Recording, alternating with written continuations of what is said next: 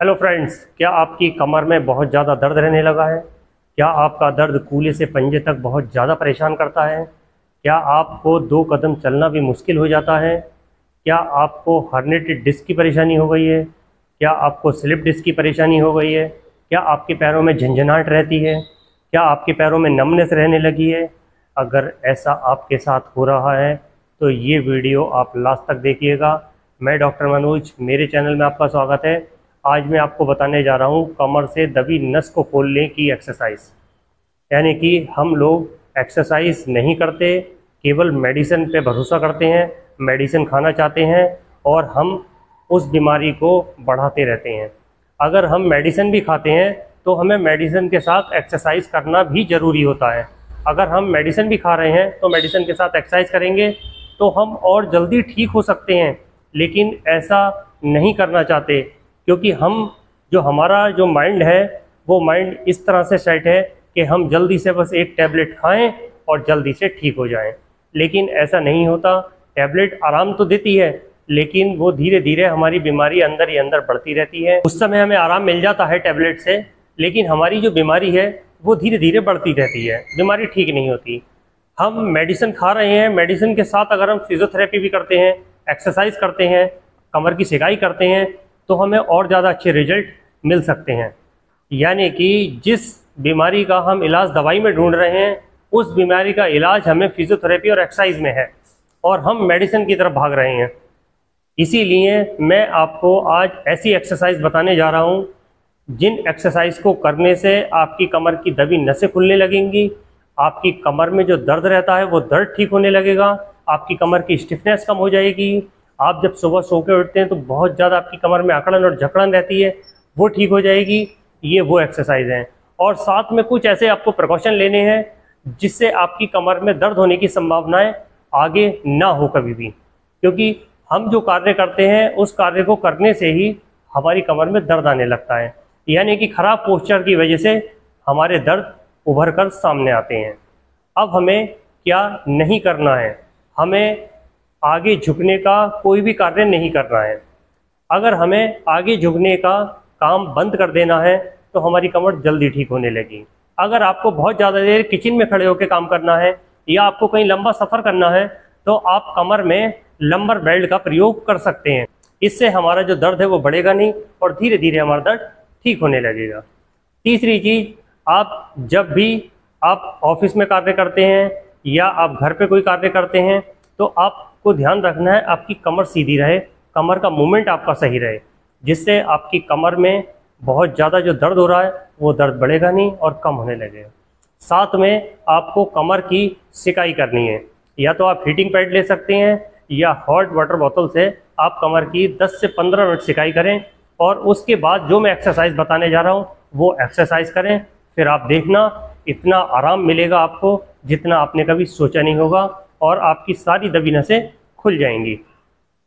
चलिए अब शुरू करते हैं एक्सरसाइज। अब हम बताने जा रहे हैं कमर दर्द के लिए फर्स्ट एक्सरसाइज। फर्स्ट एक्सरसाइज में आपको इस तरह से अपने पैर को ऊपर की तरफ हवा में उठा के होल्ड करना है 5 से 10 सेकेंड के लिए। जैसे मैं अपना पैर ऊपर उठा के हवा में होल्ड कर रहा हूँ 5 से 10 सेकेंड के लिए। ऐसा करने से आपके जो कमर में बहुत ज़्यादा स्टिफनेस बनी रहती है, पैरों में कमज़ोरी महसूस होती है, आपकी कमर से नस दबी हुई है, उस बीमारी के लिए ये एक्सरसाइज रामबाण एक्सरसाइज है।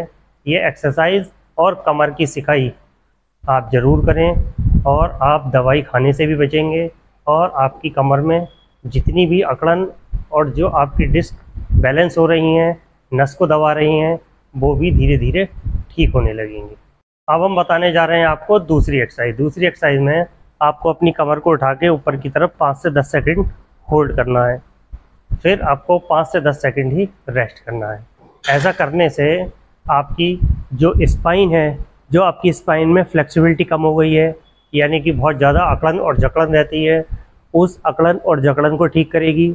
और साथ में आपकी जो स्पाइन में गैप हो गया है वो गैप धीरे धीरे नॉर्मल होने लगेगा और गैप होने की वजह से हमारी जो नस है वो दबने लगती है, यानी कि जो हमारी गद्दी बाहर निकल जाती है, जो हमारी पैर में नसें जा रही होती हैं वो जब दबने लगती हैं तो हमारे पैर बेजान हो जाते हैं। इस एक्सरसाइज को करने से ये समस्याएं आपकी दूर होने लगेंगी और आने वाले समय में आपको बहुत अच्छे रिजल्ट नज़र आएंगे। लेकिन एक्सरसाइज को आप रेगुलर करें।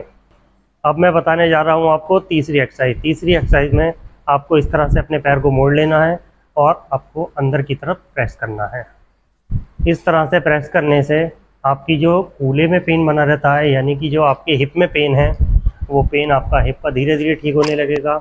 आपके जो पैर में कमजोरी महसूस होती है वो ठीक होने लगेगी। आपकी कमर में जो अकड़न रहती है, जो आपको स्लिप डिस्क साइटिका की परेशानी है, वो परेशानी आपकी इस एक्सरसाइज से और बिना मेडिसिन के ही ठीक होने लगेगी। यानी आप कमर की सिकाई करें, एक्सरसाइज करें, आपको मेडिसिन खाने की भी ज़रूरत नहीं पड़ेगी, क्योंकि आप पेन किलर खाते हैं और आप अपना कार्य करते रहते हैं। इसको करने से आपको पेन किलर का प्रयोग नहीं करना पड़ेगा। पेन किलर आपको नुकसान देगी और एक्सरसाइज आपको फ़ायदा देगी। ये एक्सरसाइज भी आपको दोनों पैरों से 15 से 20 बार ही करनी है। इससे ज़्यादा एक्सरसाइज को शुरुआत में आप ना करें। अब मैं बताने जा रहा हूँ आपको चौथी एक्सरसाइज। चौथी एक्सरसाइज में आपके हिप में पेन रहता है। आप अपने पैर को इस तरह से ऊपर उठा के आप बाहर की तरफ और अंदर की तरफ प्रेस करेंगे। ऐसा करने से आपकी हिप की जो मांसपेशियां कमज़ोर हो गई हैं, वो आपकी हिप की मांसपेशियां मजबूत होने लगेंगी और धीरे धीरे ही आपकी जो कमर में दर्द रहता है, जो आपके पैर में दर्द रहता है, पैर में झंझनाहट होती है, पैर में नमनेस हो रही है, ये सारी समस्याएं इस एक्सरसाइज से दूर होने लगेंगी। ये वो एक्सरसाइज है जो आपके लिए बहुत ज़्यादा ज़रूरी और रामबाण एक्सरसाइज है। एक्सरसाइज हमें दोनों पैरों से करनी है। जिस तरह से हमने उस पैर से करी थी, इसी तरह से हमें दूसरे पैर से करनी है। एक्सरसाइज दोनों पैरों से बराबर करनी है। 5 से 10 सेकंड आपको होल्ड टाइम रखना है और एक्सरसाइज दोनों पैरों से बराबर करें, तभी आपको अच्छे रिजल्ट मिलेंगे।